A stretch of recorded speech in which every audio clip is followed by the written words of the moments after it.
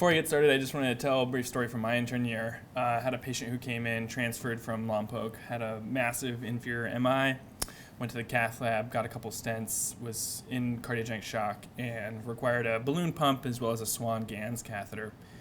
And I was the night ICU intern for that week, and she just wasn't doing very well as far as her hemodynamics went. Every day I came in, was still on the pump despite the daily plan being to wean off the pump. Fortunately, she was making urine. She was awake, alert, very conversant, and over the course of that week I actually really bonded with her and was probably more emotionally involved in her care than usual. And one evening I'd come in and the daily lab showed an increase in her white count, and we're like, oh, this isn't good. Let's look for an infection. So we drew cultures. Myself and the nurse, who also had been taking care of her every night, went to look at our different lines, and after some more labs came back that were like, yeah, it's likely that she's septic. The nurse kind of just slightly moved her balloon pump access line in her groin, and a bunch of pus came out. And 2 days later I came in and I was like, where's Cynthia? And she's like, oh, she went comfort care and passed away today after having this complication of central line infection. So something I won't forget, and probably the first time I really appreciated the gravity of central line associated bloodstream infections, which is the topic of our conversation today. So the first central venous catheter was done in 1929, actually, in the subclavian vein. And just to kind of talk about the three different main sites, advantages, disadvantages that you'll read about in the literature if you look at. The subclavian has a lower infection, lower thrombosis rate.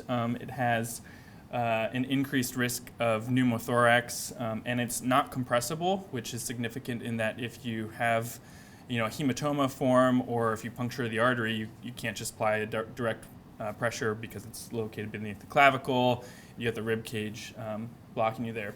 It's also difficult to use ultrasound to guide where you're going because of all the bony structures. The internal jugular, on the other hand, is easily accessible, especially with an ultrasound probe. You can see pretty much right where you're going. You can see the surrounding dangerous structures that you don't want to hit. You still have the risk of pneumothorax, and it is easily compressible if you were to have a bleeding complication. The femoral area, femoral site, it's away from other monitoring devices, which can be helpful for nursing and just logistics of care, as well as for the patient. It is compressible. There's hopefully no risk of pneumothorax. And they always note there is a likely increased risk of infection. So just to talk about these infections, central line associated bloodstream infections, defined by the CDC, is the recovery of a pathogen from a blood culture, not explained otherwise at the time or of central line or within 48 hours of one being in place. There's approximately 250,000 of these annually. In the U.S., about 0.8 per 1,000 central line days. Internationally, a little higher, 4.1. Carries a mortality rate of 12 to 15%, which is very high, and it increased healthcare costs by about $46,000. And so, just if you go on some different guidelines and some different resources for managing central lines. Looking at the American Society of Anesthesiologists, it says, in adults, select an upper body insertion site, referring to an IJ or subclavian, when possible to minimize the risk of infection. And they cite some evidence here, but the evidence, and this is in their articles, evidence is equivocal for catheter-related bloodstream infection for either comparison in subclavian, IJ, or femoral. If you go on this Journal for Emergency and Critical Care Medicine, which I wasn't familiar with before just trying to find some recommendations on care of these, but it says, due to the benefit and risk of subclavian insertion site, we make a weak recommendation to use it, but it is still their recommendation to use that site first. And if you go on up to date, it just says avoid insertion into the femoral site, and it cites a femoral venous access site may be associated with increased or higher risk of infection. And it cites one of the meta-analysis that I'm going to discuss. So it was kind of hard to find exactly where the origin of this myth started, but I have some ideas, and we'll kind of talk about it as we go along today. So, and I'm going to talk about some studies in like reverse chronological order. So this is the most recent meta-analysis from 2017, and their goal was to compare CLABSI and colonization risk between the three sites, subclavian, IJ, and femoral. They included 20 studies, 10 observational studies, 7 randomized control trials for other outcomes, and then 2 randomized control trials for site of central line placement. 18,000 catheters were included in this, and as I mentioned, the 2 main outcomes, colonization and CLABSI, and a secondary outcome of mechanical complications and CVC thrombosis. Mechanical complications would include hematoma formation, puncturing the artery, and other pneumothorax, but other procedural-based complications. They found, I'm actually going to go to the next slide, colonization risk was higher for IJ and femoral when compared to subclavian. Those 2, IJ and femoral, when comparing, were actually similar. Central line associated bloodstream infection was comparable for IJ and subclavian, higher when comparing femoral versus subclavian, and then this is kind of said backwards, but lower for IJ compared to femoral. But they make a note when observational studies that did not control for certain baseline characteristics were excluded, catheter-related bloodstream infection risk was comparable between the 3 sites. And so there seems to be a signal here that, well, maybe there is an increased risk of infection with femoral, but then when they control for other things, it may not actually be there. And this is their table summarizing each of the studies that they look at. And on the right here, if you're on the right side of this line, we're favoring femoral use. If we're on the left side, we're favoring IJ use.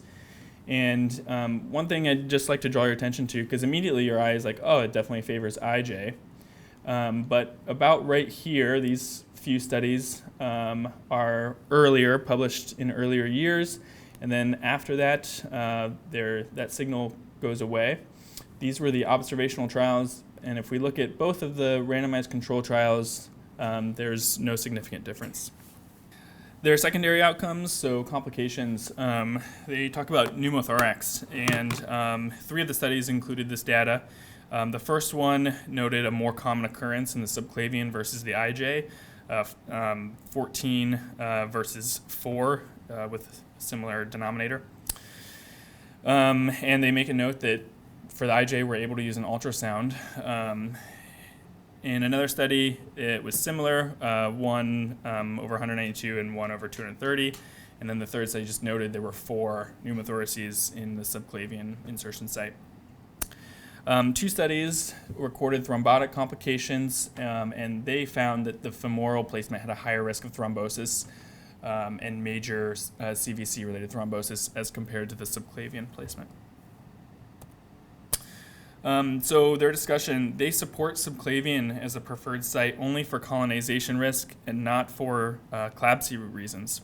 Internal jugular and subclavian may be preferred site to decrease CLABSI risk, though data comparing femoral to other sites remains inconclusive. So interesting statement here where they lean towards using subclavian, but based off of somewhat inconclusive data. This is the next meta-analysis from 2012, and this was the article that's cited from that up-to-date reference and recommendation. And they have a similar goal. They wanted to assess CLABSI risk for CVCs in the femoral site when compared to subclavian and internal jugular placement. They had 2 randomized controlled trials, 8 cohort studies were included, just some numbers on the different amount of catheters.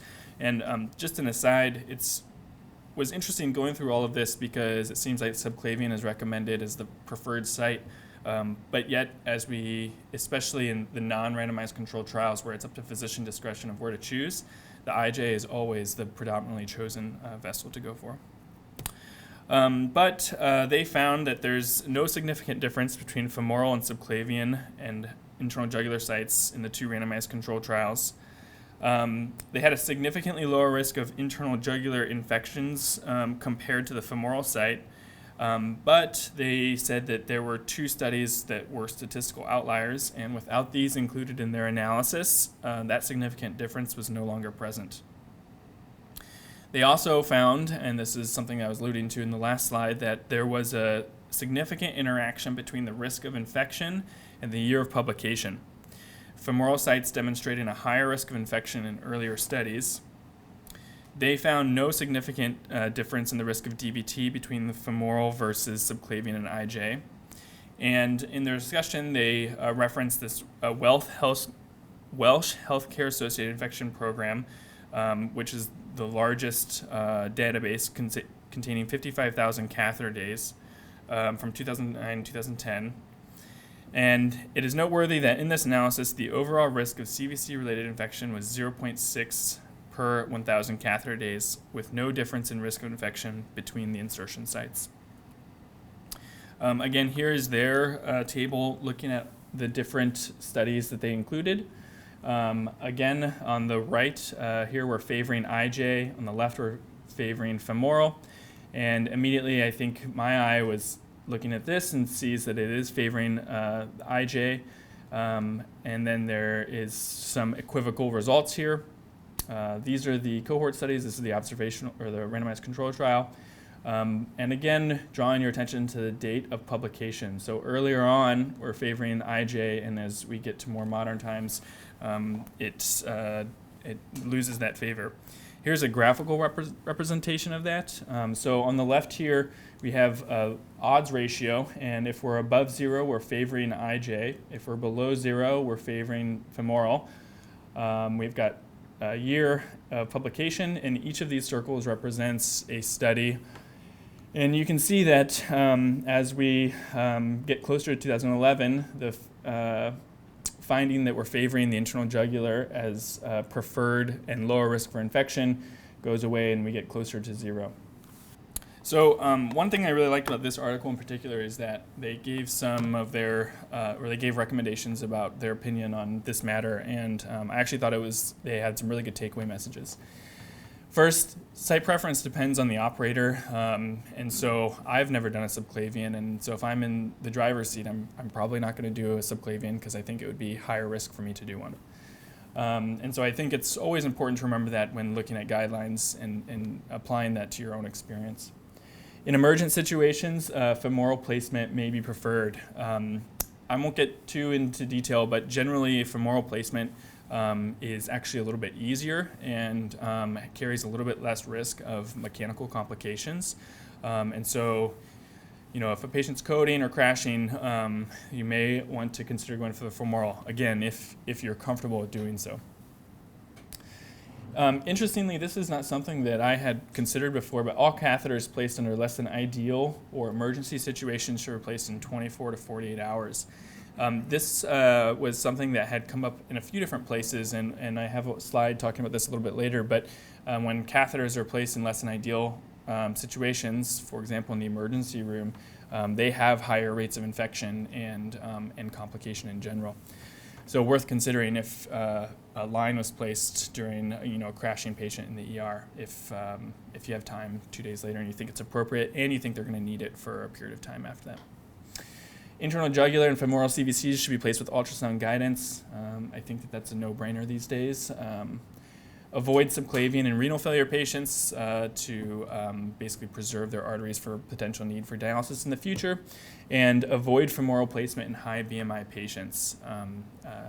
And that's something that's discussed a little bit later. So this is a randomized control trial from the New England Journal of Medicine from 2015. And they did a 1-to-1 randomization where they were trying to compare subclavian versus IJ versus femoral against each other in pairwise, and then all three. Because a lot of studies in the past oftentimes would combine the upper extremity sites. And so this randomized control trial was attempting to treat each of them separately. Their primary outcome was a composite of infection, central line associated infection, and symptomatic DVT. So that's one area where I'm critical of this, is that it's including DVT, which is relevant, but for the purpose of trying to differentiate what has a high risk of infection, this has a little asterisk next to it. And they had and then they were looking at secondary safety outcomes, mechanical complications during insertion. So here are their events. So they had, and you can see the relative risk in the parentheses next to it. So the subclavian had a significantly lower risk of CLABSIs at a risk of 1.5 when compared to both IJ and femoral, with which both were significantly increased compared to the subclavian. Central line-associated infections between the IJ and the femoral in this study were similar. There was no significant difference. However, mechanical complications, and this slide actually has a typo, there were significantly more mechanical complications when performing the subclavian central venous catheter at 18. The IJ had 12 and the femoral actually had 6. The 13 is errant. This, just to kind of conclude, subclavian less composite infections and symptomatic DVTs compared to IJ and femoral. IJ and femoral were similar to each other. This was an analysis of 2 randomized control trials, and the 2 randomized control trials are the dressing and dressing 2. These were not looking at site placement for infection. These were looking at using chlorhexidine impregnated sponges. They were trying to assess the frequency of dressing change and if using highly adhesive dressings would decrease infection rate. But when they went back and sorted through the data, they wanted to see if they could find a difference in central line associated infections, colonization, dressing disruptions, and then also colonization of the skin as well as catheter tip. So here are the numbers. I'll try to walk you through this. But for catheter colonization of the IJ versus the FEM, we have a similar colonization rate. For major catheter-related infections, for the IJ versus the FEM, again, similar. And for central line-associated bloodstream infections, similar rates again. Dressing disruptions were significantly higher for the femoral site. And colonization at removal, the IJ had a statistically significant increase, which was, there are kind of 2 things I'll delineate out of that in the next slide, found in a male subgroup that here we'll just get to now. So as I said, colonization risk was similar through the first 4 days. So thereafter, females with non-chlorhexidine impregnated dressings were noted to have increased colonization of the femoral axis. This signal disappears when we actually use the chlorhexidine impregnated sponges, which I should have said the majority of you know as biopatches. There was more frequent cutaneous colonization for a central venous catheter at the internal jugular site, especially in males when the CVC was maintained for less than 5 days. Thereafter, that significant increase went away. And in their discussion, they talk about how men with increased facial hair, they say increased pilosebaceous unit may account for this. And they even speculate that shaving may inoculate the skin in that area, resulting in this increased colonization. Quick aside, why is colonization important? Colonization is a likely risk factor for infection, depending on how long it's in there after it's colonized. They do say, and I think probably the most important line in the slide is that there's no statistical significant difference between IJ and femoral central line associated bloodstream infections. This is just one quick slide from a study from 2008, cohort study looking at central line associated bloodstream infections in femoral and IJs. There was a 2-fold increase in CLABSI with femoral axis, which is quite significant. But one limitation from this article is that they included catheters inserted in the emergency room and where CLABSI rate is considerably higher than those placed in a ICU setting. And also another limitation, or I don't know, they had used povidone iodine for prep, which might not be as good as chlorhexidine.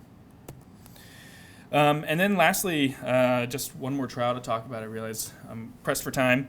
This was a study looking at femoral versus jugular venous catheterization for patients requiring renal replacement therapy. I won't get into some of these very specific eligibility requirements. Let's just cut to the chase. So catheter colonization and removal was similar between the two groups. Catheter-related bloodstream infections had similar rates between the two groups. And without significant differences, it kind of looks like IJ has a little more, but the difference is not significant. They did some subgroup analysis and found that there was a significant effect for BMI. Patients with a low BMI had increased colonization of the IJ versus the FEM at removal, and patients with a high BMI had increased colonization of the femoral versus IJ. One of the concerns about putting a central venous catheter in an obese patient is their pannus or just increased adipose tissue in that area can compress the dressing, cause increased dressing changes, and just relate to increased rates of colonization and then possible infection. They also had found that really there wasn't a significant difference in the amount of thrombosis between the two groups, and they do note that in this study for patients getting renal replacement therapy, they were getting some routine anticoagulation, so this could affect these results. They found there were more hematomas done with IJ placement, and they didn't use ultrasound guidance, which could have resulted in this finding. So their comments, there is no clinically relevant benefit of IJ catheterization compared to femoral site in reducing risk of nosocomial complications in critically ill adults. And they talk about the different reasons, but they conclude that while these catheters are for renal replacement therapy and they might be slightly different than the temporary catheters we use for safe drug administration, they conclude that it can be applied to other catheters.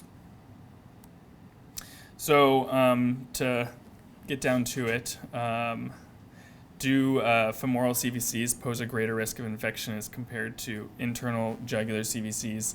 As I was going through this, I was kind of back and forth, but it seems like there is really no data to support this statement. And to kind of get back to where this myth originally came from, I think that it really came from comparing subclavians to femorals, which in my experience, and I think a lot of our experience, is not really the discussion we're having. It's more, are IJs and CVCs different and have increased risk? So I feel that this myth is busted, personally, but we'll have a vote.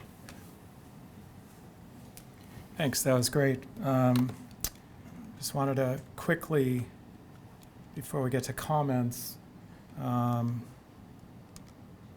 give a shout out to Diane Barkas and Emma and the other nurses that are here.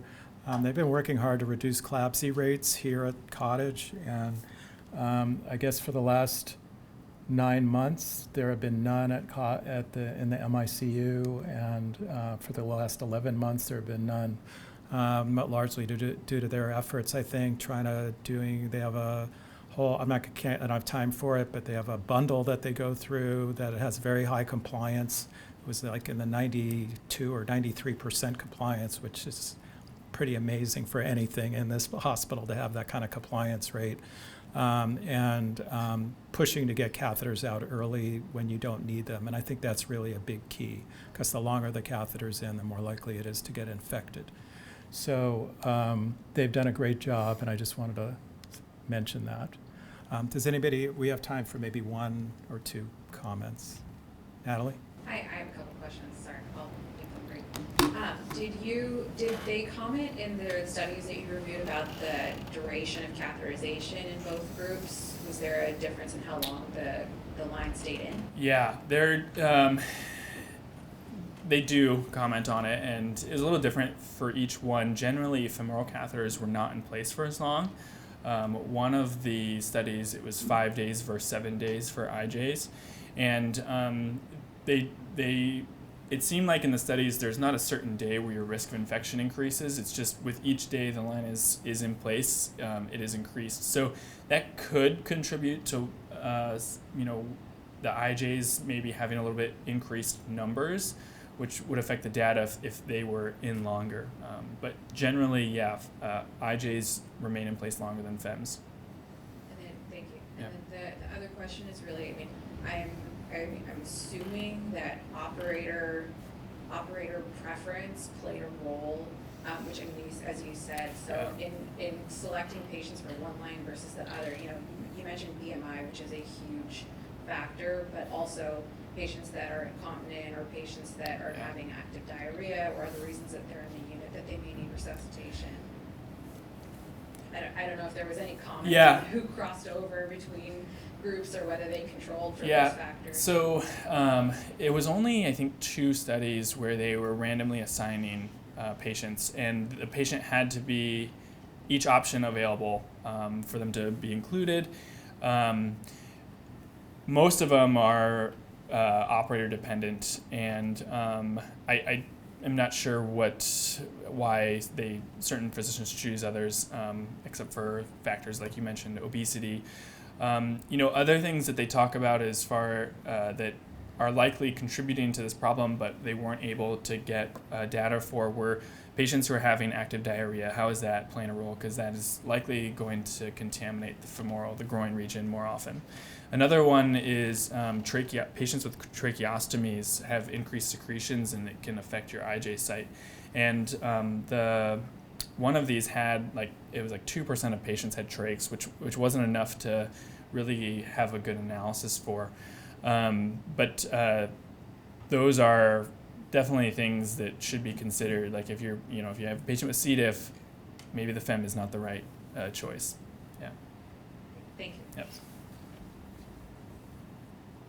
All right. The only comment that I would make is that the data that Trevor did a great job going through all the data.